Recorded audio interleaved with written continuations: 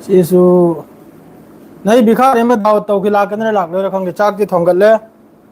ꯑꯗꯣ ꯉꯔꯥꯡ ꯂꯧꯔꯛꯄ ꯉꯥꯗꯨꯒ ꯀꯣꯔꯤ ꯃꯀꯨ ꯃꯦꯊꯣꯛꯄꯒ ꯊꯣꯡꯉꯤꯕꯅꯤ ꯈꯪꯉꯤꯕ꯭ꯔꯥꯅꯦ ꯕꯤꯈꯥꯔꯤꯗꯨ ꯗꯥꯎꯠ ꯇꯧꯏ ꯆꯥꯛ ꯆꯔꯥ ꯑꯃ ꯆꯥꯃꯤꯟꯅꯁꯦ ꯍꯥꯏꯅ ꯆꯥꯃꯤꯟꯅꯗ꯭ꯔꯤꯕꯁꯨ ꯁꯥꯡꯈ꯭ꯔꯦ ꯍꯣꯇꯦꯜꯗꯅꯤ ꯆꯥꯃꯤꯟꯅꯔꯤꯕ ꯑꯗꯨ ꯆꯥꯃꯤꯟꯅꯁꯦ ꯍꯥꯏꯅ ꯏꯁ ꯌꯥꯝ ꯁꯥꯊꯤꯅ ꯃꯤꯁꯤ ꯑꯁꯣꯛ ꯑꯉꯝ ꯌꯥꯎꯔꯦꯅꯦꯍꯦ ꯑꯇꯩ ꯑꯇꯩ ꯑꯩꯈꯣꯏ ꯏꯟꯗꯤꯌꯥ ꯃꯅꯨꯡꯁꯤꯗ ꯋꯦꯁ ꯕꯦꯡꯒꯣꯜꯗ ꯑꯣꯏꯒꯦꯔꯥ ꯑꯃꯗ ꯑꯣꯏꯒꯦꯔꯥ ꯌꯥꯝ ꯁꯥꯊꯤꯅ ꯍꯧꯖꯤꯛꯀꯤ ꯕꯤꯜꯁꯤꯅ ꯃꯔꯝ ꯑꯣꯏꯔꯒ ꯌꯥꯝ ꯁꯥꯊꯤꯅ ꯃꯤ ꯁꯤꯕꯁꯨ ꯈꯣꯠꯄꯁꯨ ꯌꯥꯝ ꯁꯥꯊꯤꯅ ꯌꯥꯎꯔꯦ ꯑꯗꯩ ꯑꯩꯈꯣꯏ ꯃꯅꯤꯄꯨꯔꯒꯤ ꯑꯃꯈꯛꯅꯁꯨ ꯌꯥꯝ ꯁꯥꯊꯤꯅ ꯑꯩꯈꯣꯏꯒꯤ ꯎꯂꯦꯃꯥꯏ ꯀꯔꯥꯝ ꯑꯃꯗꯨꯕꯨ ꯌꯥꯝ ꯁꯥꯊꯤꯅ ꯉꯥꯡꯈꯤꯕ ꯃꯥꯒꯤ ꯂꯥꯏꯐꯇꯨ ꯃꯥ ꯗꯤꯂꯦꯠꯇꯤ ꯇꯧꯈ꯭ꯔꯕꯅꯤꯀꯣ ꯑꯗꯨꯒꯨꯝꯕ ꯊꯧꯗꯣꯛ ꯃꯌꯥꯝꯅꯁꯨ ꯈꯪꯂꯝꯒꯅꯤ ꯔꯤꯌꯥꯖꯨꯗꯤꯟ ꯍꯥꯏꯅ ꯕꯣꯒꯤꯃꯌꯨꯝ ꯍꯥꯏꯕ꯭ꯔꯥ ꯔꯤꯌꯥꯖꯨꯗꯤꯟ ꯑꯗꯨꯅ ꯌꯥꯝ ꯁꯥꯊꯤꯅ ꯎꯂꯦꯃꯥꯏ ꯀꯔꯥꯝ ꯑꯃꯗ ꯉꯥꯡ ꯈꯣꯠꯄ ꯑꯁꯤꯅꯆꯤꯡꯕ ꯅꯨꯡꯉꯥꯏꯇꯕ ꯊꯧꯗꯣꯛ ꯈꯔ ꯃꯗꯨ ꯑꯩꯅꯁꯨ ꯂꯥꯏꯚꯇ ꯍꯧꯖꯤꯛ ꯂꯥꯎꯖꯔꯕꯅꯤ ꯃꯌꯥꯝꯗ ꯃꯥꯅ ꯇꯧꯔꯤꯁꯤ ꯍꯦꯟꯗꯤ ꯍꯦꯟꯖꯜꯂꯤ ꯍꯥꯏꯅ ꯑꯗꯣ ꯍꯧꯖꯤꯛ ꯍꯧꯖꯤꯛꯇ ꯄꯥꯎ ꯍꯥꯏꯕꯨ ꯒꯖꯥ ꯑꯁꯤꯗ ꯍꯃꯥꯁꯀꯤ ꯃꯤꯑꯣꯏꯁꯤꯡ ꯂꯤꯁꯤꯡ ꯅꯤꯐꯨꯒꯤ ꯌꯥꯗ ꯃꯈꯣꯏ ꯇ꯭ꯔꯦꯅꯤꯡ ꯇꯧꯗꯨꯅ ꯍꯧꯖꯤꯛ ꯂꯩꯔꯤꯁꯦ ꯒꯖꯥ ꯅꯨꯡꯁꯤ ꯏꯖꯔꯥꯌꯦꯜꯒꯤ ꯑꯥꯔꯃꯤꯒꯤ ꯏꯖꯔꯥꯌꯦꯜꯒꯤ ꯐꯣꯔꯁꯀꯤ ꯑꯥꯏ ꯗꯤ ꯑꯦꯐꯀꯤ ꯗꯋꯥꯅꯤꯀꯣ ꯃꯈꯣꯏꯅ ꯁꯤ ꯍꯥꯏꯔꯤꯕꯅꯤ ꯍꯃꯥꯁꯁꯦ ꯍꯥꯟꯅꯗꯒꯤꯁꯨ ꯍꯦꯟꯅ ꯑꯃꯨꯛ ꯍꯦꯟꯅ ꯏꯁꯇ꯭ꯔꯣꯡ ꯑꯣꯏꯈꯤꯔꯥ ꯍꯥꯏꯅ ꯏꯁꯇ꯭ꯔꯣꯡ ꯍꯥꯟꯅꯗꯒꯤꯁꯨ ꯍꯦꯟꯅ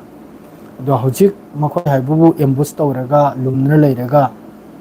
ꯂꯥꯟ ꯇꯧꯕꯒꯤ ꯑꯥꯏ ꯗꯤ ꯑꯦꯐꯀꯤ ꯃꯊꯛꯇ ꯁꯤꯒꯨꯝꯕꯒꯤ ꯃꯅꯨꯡꯗ ꯑꯗꯨꯒ ꯂꯣꯏꯅꯅꯁꯨ ꯀꯥꯏꯔꯣꯒꯤ ꯇꯔꯞꯇꯒꯤ ꯃꯁꯔꯒꯤ ꯇꯔꯞꯇꯒꯤ ꯑꯃꯨꯛꯀ ꯁꯤꯁꯐꯥꯌꯔꯁꯦ ꯑꯁꯤꯒꯤ ꯑꯃꯨꯛꯀ ꯋꯥꯔꯤ ꯑꯃꯁꯨ ꯁꯥꯅꯔꯦꯕ ꯑꯗꯩ ꯁꯣꯝꯗꯅ ꯉꯔꯥꯡ ꯏꯔꯥꯟꯒ ꯋꯥꯔꯤ ꯁꯥꯟꯅꯕꯗꯨ ꯌꯥꯝ ꯐꯖꯅ ꯏꯪꯅ ꯇꯞꯅ ꯋꯥꯔꯤꯁꯤ ꯁꯥꯟꯅꯈꯤ ꯍꯃꯥꯁ ꯀꯔꯤ ꯑꯃ ꯐꯥꯎꯕ ꯇꯧꯕ ꯉꯝꯗ꯭ꯔꯦ ꯇꯧꯕ ꯉꯝꯒꯅꯤ ꯈꯖꯤꯛꯇꯪ ꯁꯕꯔ ꯇꯧꯕꯤꯌꯨ ꯃꯥꯁꯨ ꯐꯤꯕꯝꯁꯦ ꯑꯍꯥꯟꯕꯗ ꯏꯁꯥ ꯊꯕꯛ ꯑꯃ ꯇꯧꯕ ꯇꯥꯔꯒꯗꯤ ꯑꯍꯥꯟꯕꯗ ꯑꯩꯒꯤ ꯍꯥꯟꯅ ꯁꯦꯞꯇꯤ ꯌꯦꯡꯕ ꯃꯊꯧ ꯇꯥꯏꯕ ꯑꯗꯨꯒꯨꯝꯕꯒꯤ ꯐꯤꯕꯝ ꯑꯃ ꯌꯦꯡꯉꯤꯕ ꯑꯣꯏꯔꯝꯒꯅꯤꯅ ꯃꯈꯣꯏꯁꯦ ꯀꯔꯤ ꯍꯥꯏꯕꯗꯤ ꯍꯧꯖꯤꯛ ꯐꯥꯎ ꯃꯈꯣꯏꯒꯤ ꯇꯔꯞꯇꯒꯤ ꯅꯍꯥꯜ ꯈꯔꯒꯤ ꯃꯃꯥꯡꯗ ꯔꯣꯀꯦꯠ 10 ꯀꯥꯞꯆꯤꯜꯈ꯭ꯔꯦ ꯃꯥꯗ꯭ꯔꯦ ꯉꯔꯥꯡ ꯅꯍꯥꯜ ꯑꯃꯨꯛꯀ ꯔꯣꯀꯦꯠ 10 ꯑꯃ ꯒꯖꯥꯒꯤ ꯇꯔꯞꯇꯒꯤ ꯏꯖꯔꯥꯌꯦꯜ ꯇꯝꯅ ꯀꯥꯞꯁꯤꯟꯈꯤꯕꯁꯦ ꯑꯗꯣ ꯃꯈꯣꯏꯁꯨ ꯐꯤꯕꯝꯁꯤ ꯌꯦꯡꯉꯤꯕꯅꯤ ꯈꯪꯉꯤꯕ꯭ꯔꯅꯦ ꯍꯥꯏꯗꯤ ꯃꯈꯣꯏꯗ ꯍꯧꯖꯤꯛ ꯂꯥꯟꯃꯤ ꯃꯤ ꯂꯤꯁꯤꯡ ꯅꯤꯐꯨ ꯈꯔ ꯖꯣꯏꯟ ꯑꯣꯏꯈꯤꯕ꯭ꯔꯥ ꯁꯤ ꯌꯥꯝꯈ꯭ꯔꯕ ꯂꯥꯟꯃꯤꯅꯕ ꯌꯥꯝꯈ꯭ꯔꯕ ꯂꯥꯟꯃꯤꯅꯤ ꯃꯤ ꯂꯤꯁꯤꯡ ꯅꯤꯐꯨ ꯈꯔ ꯍꯧꯖꯤꯛ ꯑꯦꯛꯇꯤꯞ ꯑꯣꯏꯈ꯭ꯔꯤꯁꯦ ꯃꯈꯣꯏꯒꯤ ꯃꯅꯨꯡꯗꯅꯦ ꯍꯃꯥꯁꯇ ꯖꯣꯏꯟ ꯇꯧꯈ꯭ꯔꯤꯁꯦ ꯑꯁꯤ ꯏꯖꯔꯥꯌꯦꯜꯒꯤ ꯗꯥꯕꯥꯅꯤꯀꯣ ꯚꯥꯏ ꯍꯥꯏꯌꯨ ꯑꯥꯏ ꯑꯦꯝ ꯐ꯭ꯔꯣꯝ ꯏꯟꯗꯤꯌꯥ ꯍꯃꯤꯠ ꯍꯁꯟ ꯑꯗꯨ ꯑꯁꯤꯒꯨꯝꯕꯒꯤ ꯐꯤꯕꯝ ꯑꯃꯅꯤ ꯃꯅꯨꯡꯗ ꯑꯗꯨꯒ ꯌꯃꯟ ꯑꯃꯁꯨꯡ ꯍꯨꯇꯤꯒꯤ ꯇꯔꯞꯇꯒꯤ ꯑꯗꯨꯝ ꯂꯥꯟꯁꯤ ꯇꯧꯔꯤ ꯃꯈꯣꯏꯒꯤ ꯕꯦꯂꯦꯁꯇꯤꯛ ꯃꯤꯁꯥꯏꯜꯅꯆꯤꯡꯕ ꯍꯥꯏꯄꯔꯁꯣꯅꯤꯛ ꯃꯤꯁꯥꯏꯜꯅꯆꯤꯡꯕ ꯔꯦꯠ ꯁꯤꯗ ꯑꯣꯏꯒꯦꯔꯥ ꯀꯥꯏꯗꯅꯣ ꯖꯣꯏꯟ ꯇꯧꯕꯤꯔꯛꯑꯣ ꯖꯣꯏꯟ ꯇꯧꯕꯤꯔꯛꯑꯣ ꯍꯥꯏꯗꯤ ꯀꯔꯤ ꯋꯥꯅꯣ ꯑꯩ ꯒ꯭ꯌꯥꯟ ꯑꯃ ꯇꯥꯗ꯭ꯔꯦ yes I am Muslim Hamid Hasan I am मुस्लिम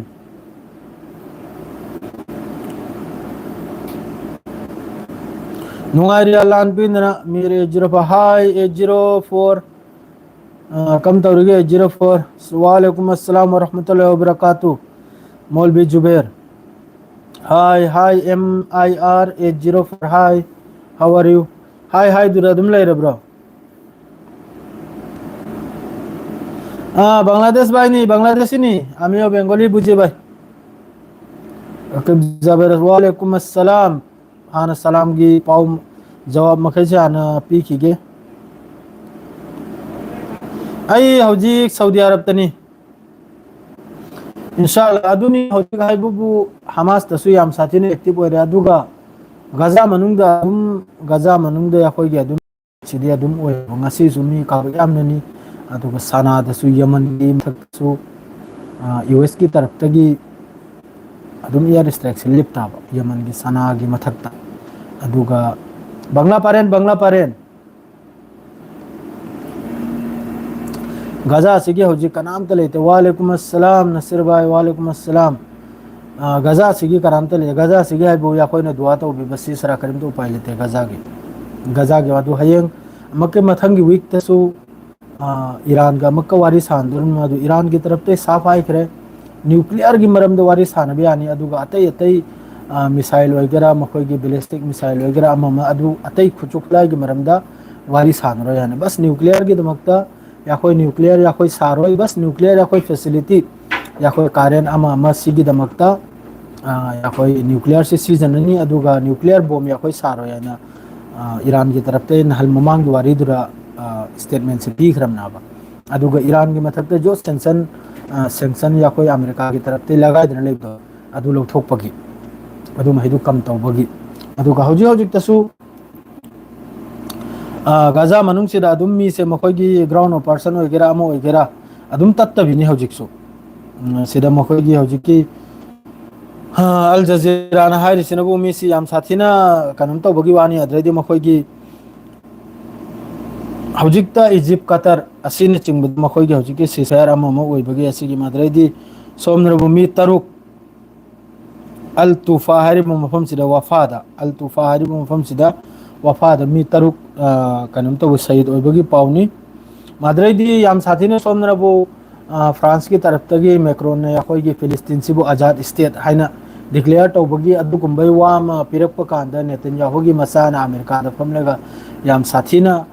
अदुई मथक्ता सुंगांगिबगी पावम लै नारब खक्ता लाइन दे लेरमु मयाम साउबीबी यादे नत्रदि अंकल ड्राइवर चाक चार रोय मसी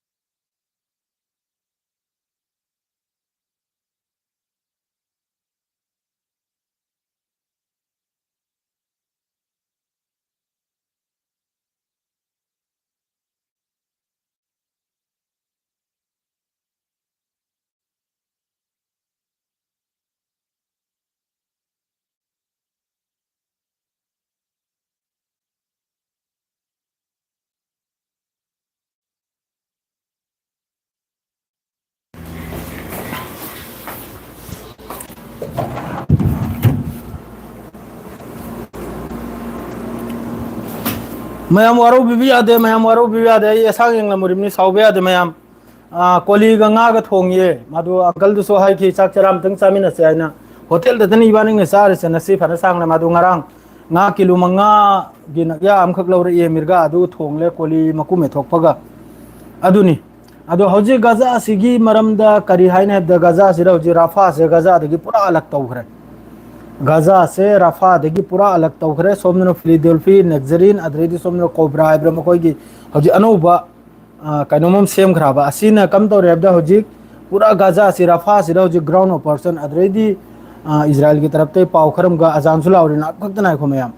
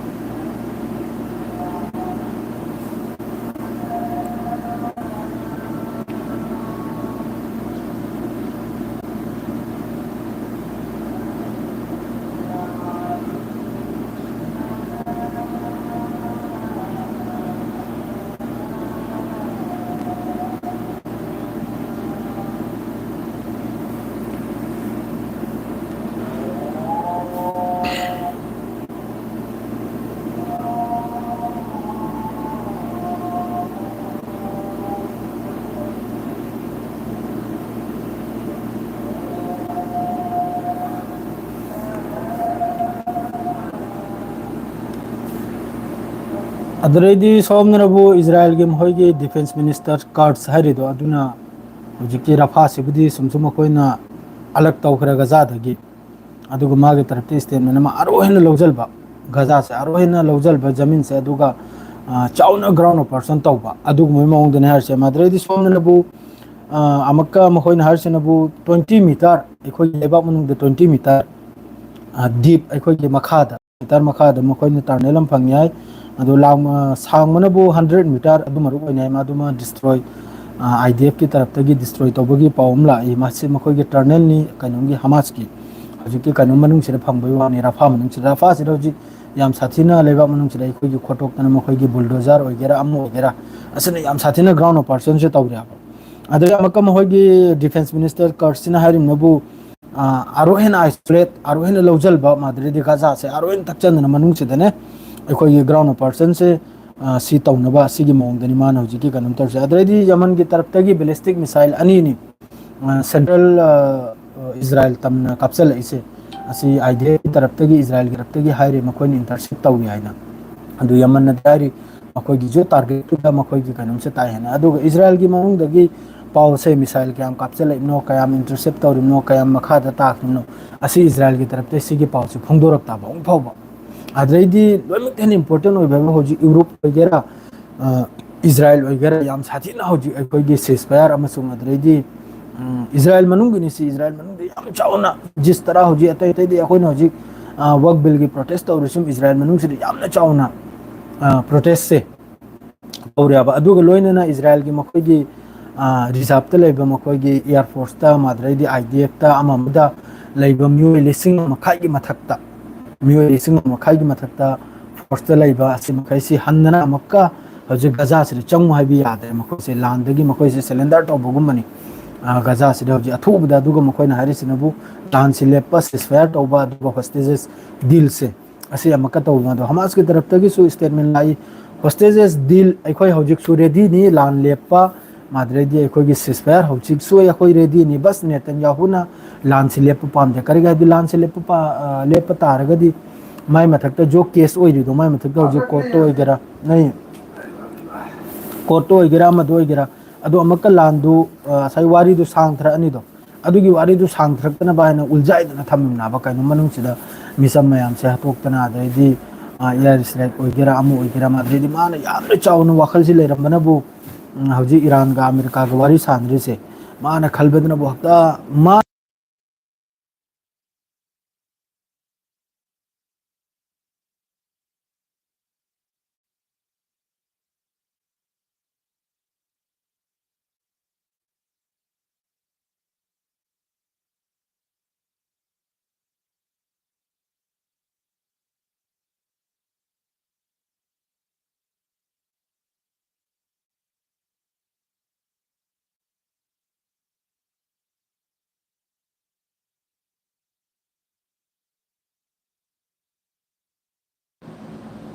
ꯁꯥꯡꯈ꯭ꯔ ꯃꯥꯜꯂꯦꯅꯦ ꯑꯩꯅ ꯉꯁꯥꯏꯗꯤ ꯈꯣꯜ ꯇꯥꯃꯩ ꯂꯥꯎꯈ꯭ꯔꯦ ꯁꯤꯗꯤ ꯕꯦꯀꯥꯔ ꯇꯥꯈ꯭ꯔ ꯃꯥꯜꯂꯦ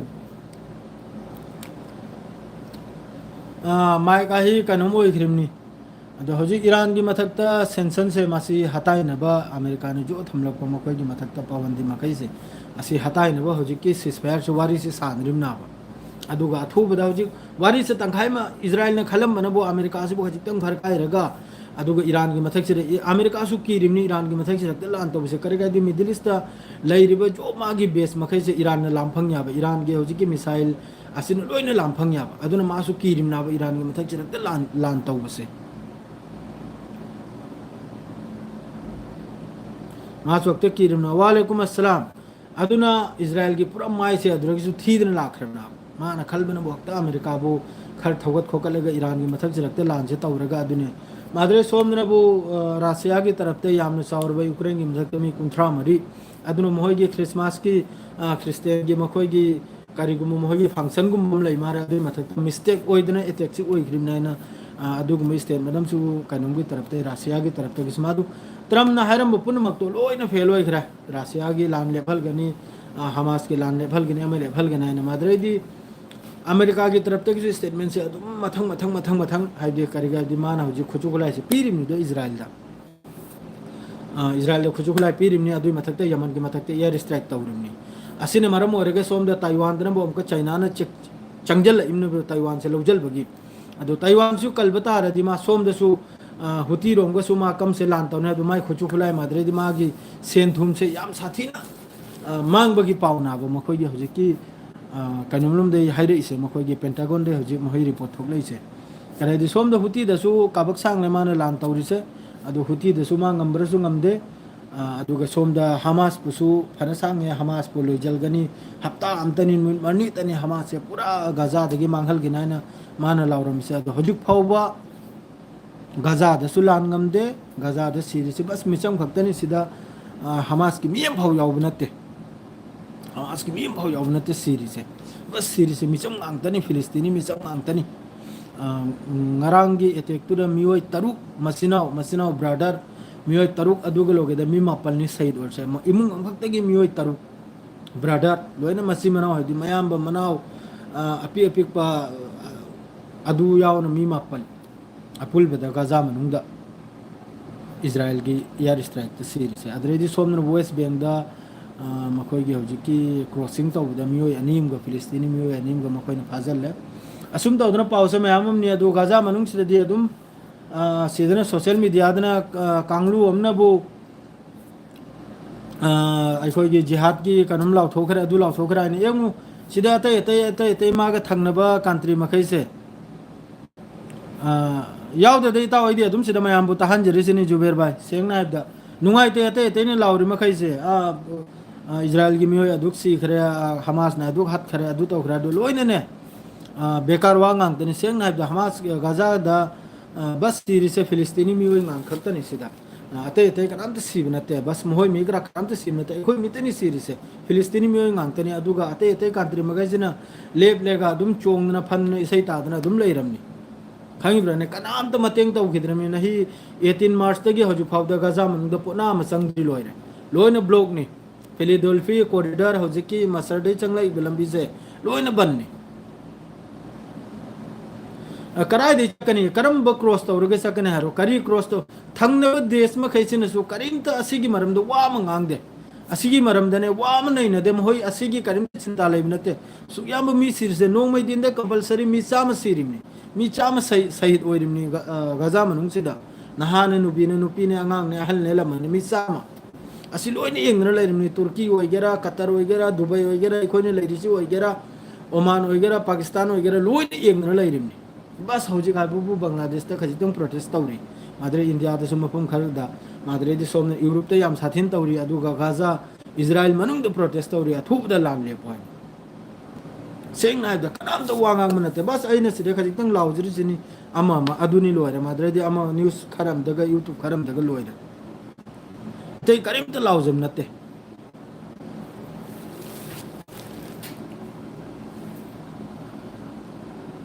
अरे चाक से सांग से चा भी आ रहा है मैं मरो भी आते